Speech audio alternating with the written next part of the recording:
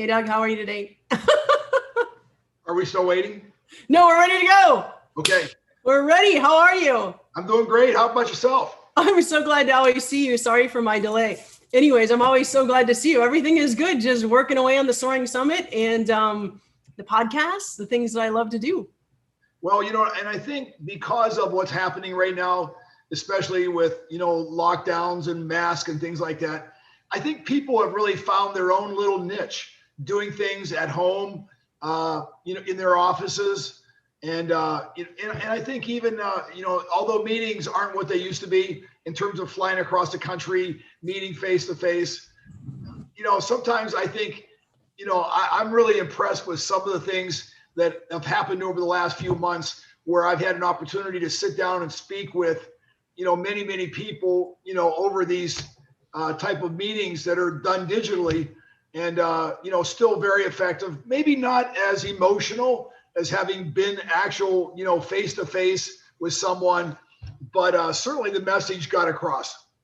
Well, I think, I used to run all over the place to appointments all the time. And COVID really helped me appreciate being home and not going places. Now it's like when I go to meetings and have to go out, I'm like, oh man, it's so much easier to go on Zoom and meet people and talk to people. It's really a positive thing. I was having a conversation with somebody yesterday about that. My girlfriend took me to lunch for my birthday. And when they brought the bill, we were going to split it. And she said, no, it's your birthday. I'm taking care of it. And then they gave her the code, and she was able just to go on her phone and pay the bill. And I said, COVID really has simplified life for a certain sense. It's been very negative for a lot of situations, but it's actually been positive, the upgrades that have happened because of it. You can scan the menu on your phone and just figure it out. You can pay your bill on your phone. Yeah. I was going to say, who would have thought you could scan, the menu, right? to see what so true. I mean, something grabbing, like sitting down at a restaurant and grabbing like the menu, something like this, and reading it. I don't know. It was like part of the program. It was like part of the dinner. Not thinking now how many times have people grabbed that menu, touched it, touching it, sneezing, coughing, whatever. This makes so much more sense. It's logical. It's almost like it's forced a change in our country or the way we live. But maybe some things not for so much for the good, but other things just absolutely, I think, was a much more efficient, much better way of, trying to restrict or contain something like this virus. I think you're absolutely 100% right. I think that there's been effectiveness and positiveness that has come out of it, along with everything else. But the point is that there are some positive changes that have happened. But so, Doug, I'm so excited. We have our first question from our viewer. Wow. We've been waiting for that first question. No, I know. And I just want to do topics. Don't you think that, everybody has a view on things, and we're like everybody else. We want to hear, what somebody else's position is on something, and maybe what we could generate or reflect on it, might help somebody else. Well, and exactly. And I always want to do the shout out that everything's confidential, everything's private. But so the first question, and again, you never really know what people are going to ask, but I will always put out all the questions that people ask. But so this is the question. And again, it's something I wouldn't have anticipated, but because of your background, this is the question. And it's a college student, believe it or not, a college student is watching you, Doug. I'm impressed. Because of your background in the restaurant industry, the question is, if they want to get into being a professional waiter at a nice restaurant, they felt like they needed 1 year of experience. And I said, I told them I didn't think so. I said, but let me ask Doug, because Doug knows, because you've been in the restaurant industry. So the question is, do you need a 1 year's experience in order to be in a waiter or a waitress in a nice restaurant? I would have said, maybe at one point in time, that may have been the case, but I don't think so anymore.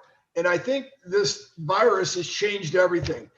You hear a lot of times on television, on the news, about a shortage of people to work in not only, restaurants, but other businesses. And I think right now, all the restaurants, whether they're quick service restaurants, sit down restaurants, it's something that I think they would welcome any person with open arms. And, there's not that many things that you do, working inside a restaurant. It's not like sending a man to the moon.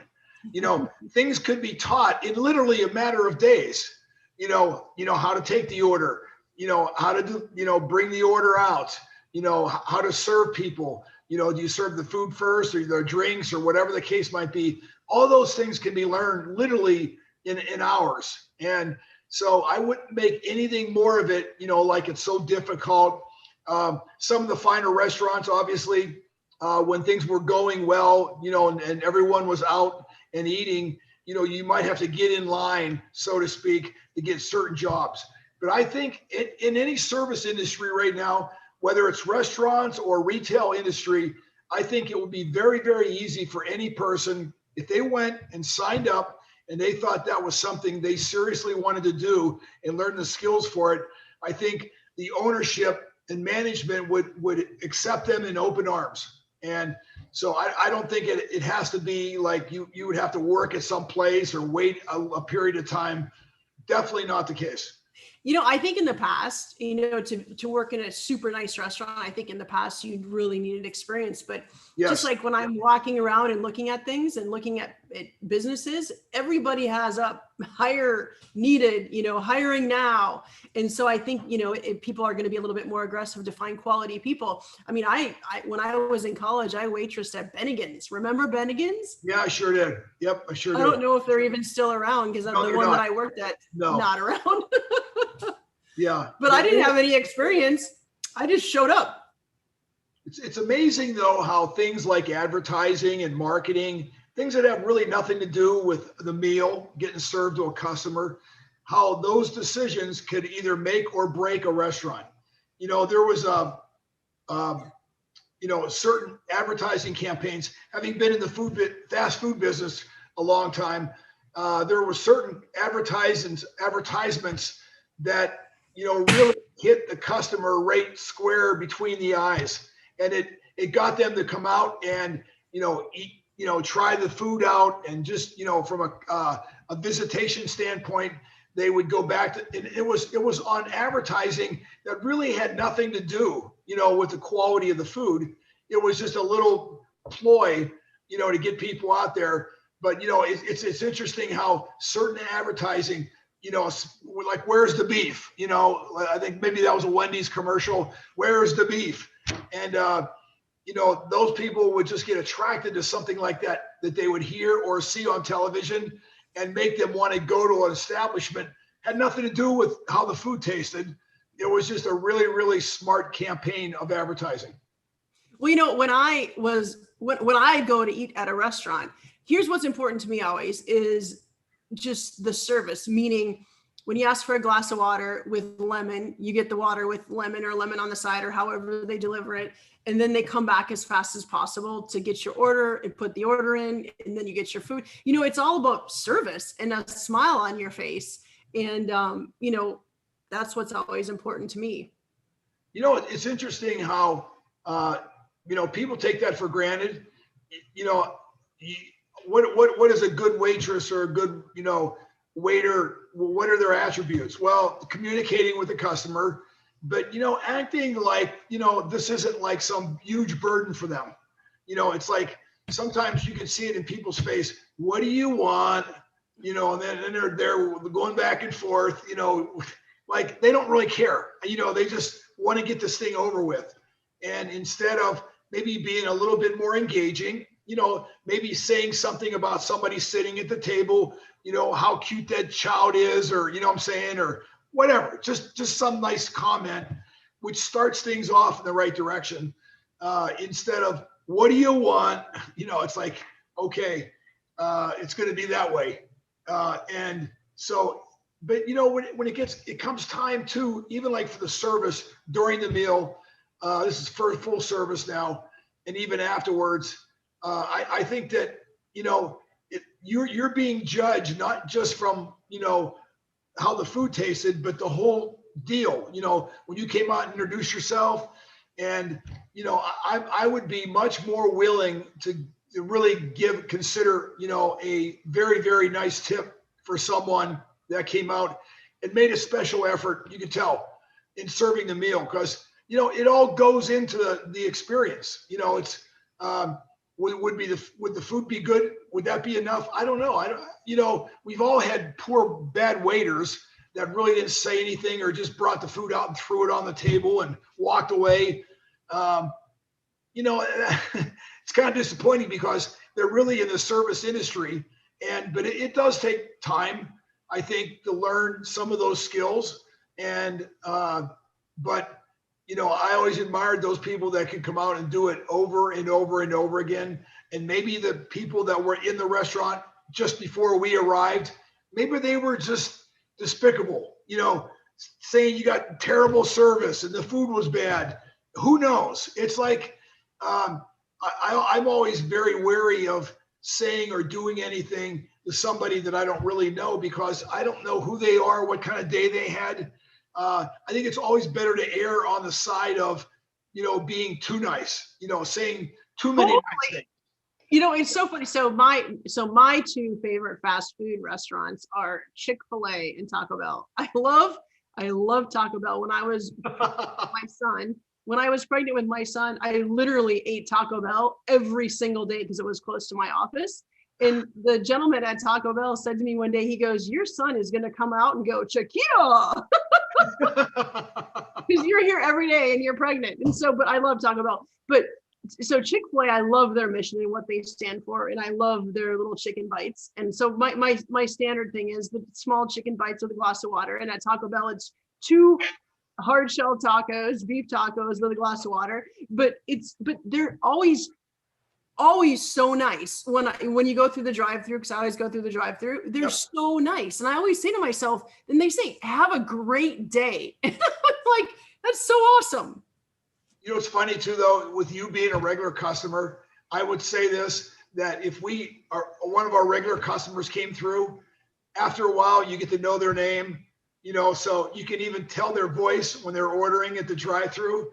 "Hey, Bob. Hey, Mary, where you been? You weren't here yesterday." They almost know exactly who you are. Or if you pull up to the window, you know everybody in the drive-through window because, you come there every day, and, they get a chance to see you. And, so it becomes more than just serving food at that point in time. It's almost like you're seeing a friend or somebody, and there's a lot more to it, a lot more engagement and conversation going on. And there's some really benefits to having a regular routine where you go back to the same place, or they see you on a regular basis. They're just inevitably going to treat you nicer. Well, I'm just excited that we got our first question. So I'm going to give another shout out for anybody that wants to, ask us a question. All you got to do is email us at m@megaz.com, and it's always on the link and so forth. But just, I'm excited about it, Doug. So I hope you have a spectacular rest of the weekend, because I know you have a bunch of things that you're focusing on and accomplishing, which you can share next week, because I know you got a bunch of stuff you got to do. Oh yeah, there's, it never ends. I mean, I think, like I said, we can graduate from a school, from training, but you never stop learning. And, so don't ever look at anything as graduation. I mean, because there's always another step to learn something else. But that's why it makes a complete person. When you put everything together, it isn't just one single thing. Although you and I both know people that are specialists in one particular field, but those people that are just concentrate on just one area, either of their life or their profession, I feel sorry for them, because I feel like they're so capable of learning other skills and abilities. And I think that's what life's all about. It's always progress. It's, we're on a mission. Well, I got to tell you, congratulations on passing your health exam. Congratulations on that. And now you're working on another securities exam. And I love the story. I mean, people don't know that you and I talk offline all the time, but your story you told me this week about speaking to your friend and you keeping going and doing more and more and more. People think you're retired and just hanging out, but you're not at all. You know, I'll be honest with you though, when I'm talking to friends that I played with for Chicago Bears back in the 70s and 80s, I don't think of them now as like working. In fact, the ones that I talk to on a regular basis, they're all retired. They're all retired or are retiring. And I don't know. I think, you know, as you go through life, I would rather just do things, you know, right up until the very end. If whatever you can.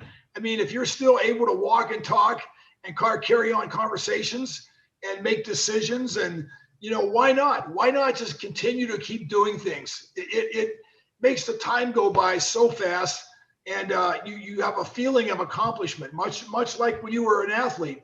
And, you know, so it's too bad, because I've talked with a lot of players that once they get out of the NFL, they think like it's over. You know, I'm not going to work anymore. I'm not going to do anything. Well, that's not the way it works. You know, after a while, you find out whatever you're getting paid, which wasn't very much back when I played.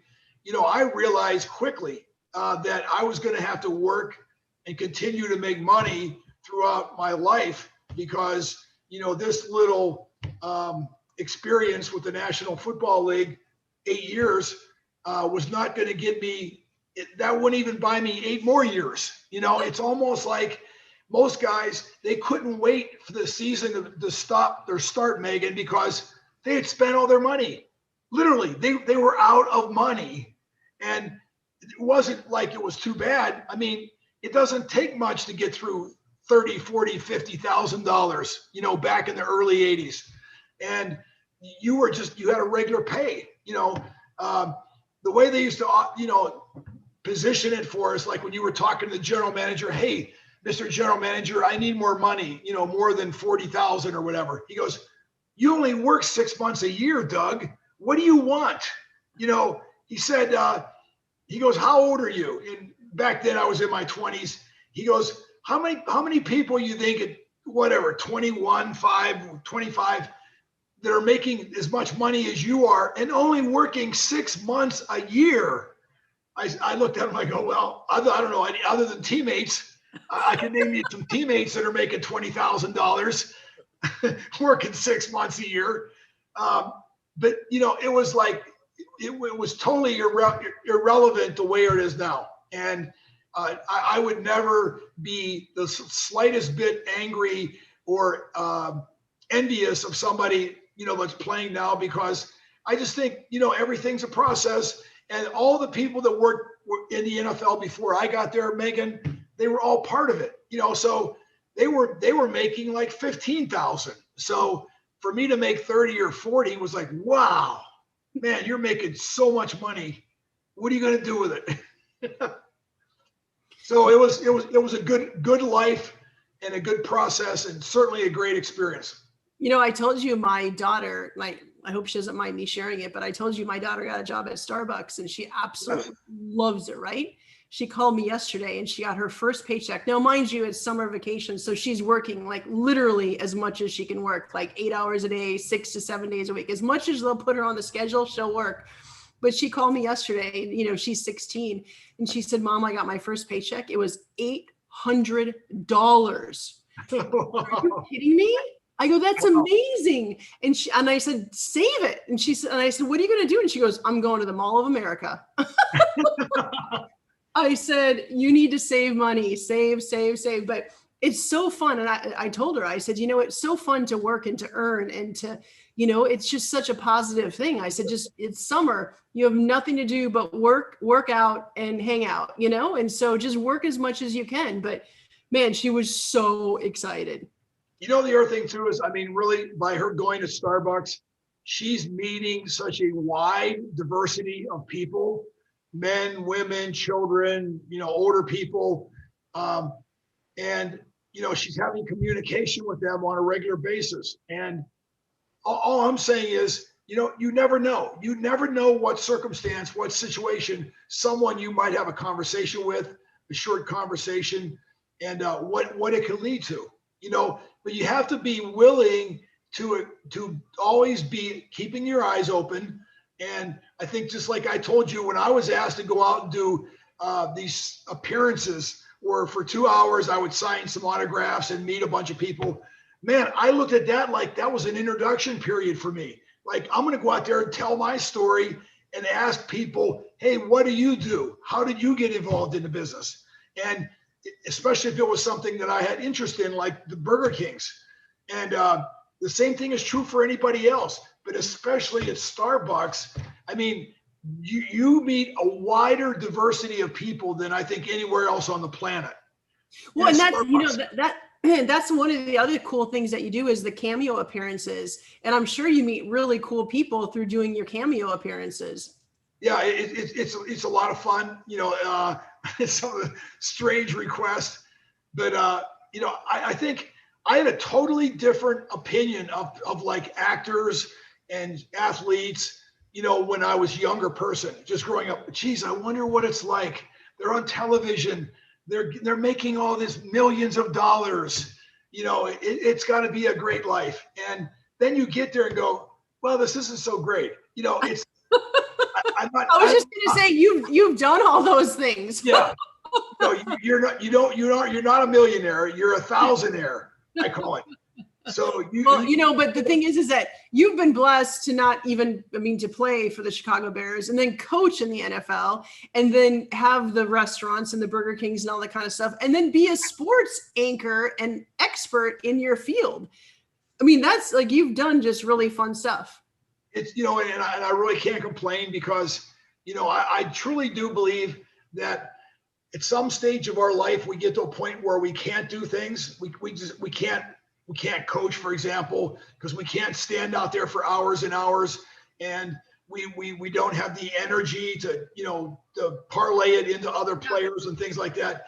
So, you know, it's almost like when you look back on those things, you're saying, oh my gosh, I'm so glad I did that. You know, yeah, it was hard work at the time. Yeah, it was, but it was such a great experience. I never have to think now in my life, what was it like to be an NFL player? What was it like to be an NFL coach or a college coach? And so I've done all those things, and it's satisfying. I have to believe that probably one thought more than any in most people that are at the end of their lives, you know, on their deathbed thinking, what you know, it's the wish list. You know, it's what do I wish I could have done that I didn't do? And obviously it's too late at that point in time when you're in a horizontal position, you can't even move your toes. It's probably a little too late to think about what you wanted to do. But right now, Megan, you and I could do anything we wanted to do. We could go sail, you know, a sailboat, you know, go ride in a car. I mean, whatever we wanted to do, we could do. And so I like it. Like some things I've done in my life, oh my gosh, I'm so excited. It was like, that was thrilling, you know, like roller coasters and stuff like that. There was other things that I tried, and I'm sure you can attest this. You go, that wasn't as good as I thought it would be. Totally.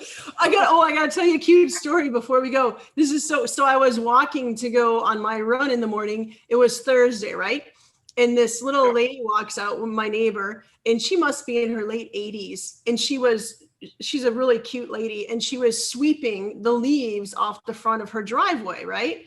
And it was like, I don't know, 7 a.m. And she walks up to me and she goes, is today Saturday or Sunday? And I go, it's actually Thursday. She goes, it's Thursday? I thought it was Saturday or Sunday. And I said, well, you know what? It's a good thing you don't have to worry about the days.